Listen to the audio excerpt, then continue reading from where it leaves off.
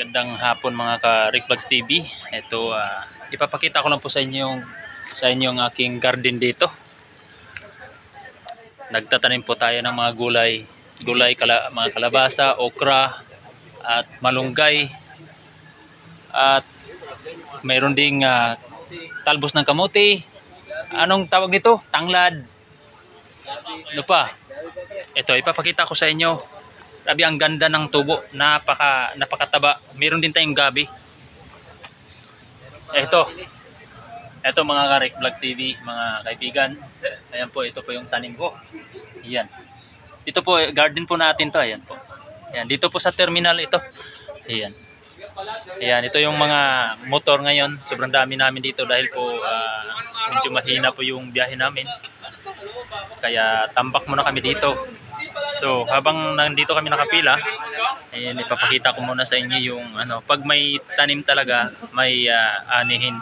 So, ito, minsan nagluluto kami dito. Napakasarap pagka fresh na gulay talaga ito. Ayan. Ito, talbos ng kamote, oh. Ayan, oh. Dami yan. Saka may gabi. Ayan, gabi. Tapos may sili. Ayan po, sili. Marami na rin bunga yan, sili. Ayan, guys. Marami ng bunga yan. At yung ito malunggay, pwede na rin gulayan. Yan. Tanim ko lahat to. Tanim ko. Yan po yung mga kasama ko nagmi-meeting. Ito, tanglad. Sarap to. Mabango ito pagka pangsawg sa tinulang manok. Ito, okra. Ayan, may bunga na yan. Kompleto po. May papaya. Ayan, papaya. Kalabasa. Ito guys.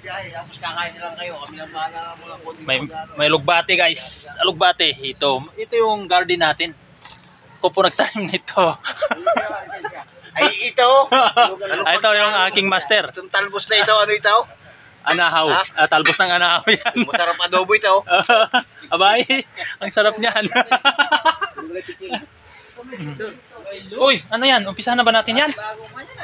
Tapos ito yung nang mulaklak na po yung tanim natin na kalabasa.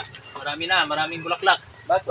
Tapos yung talong, ayan, may bunga na po yung talong natin, no? Ayan, no? Ayun o, talbos ng walang bilog. Mo to, umpisa na naman.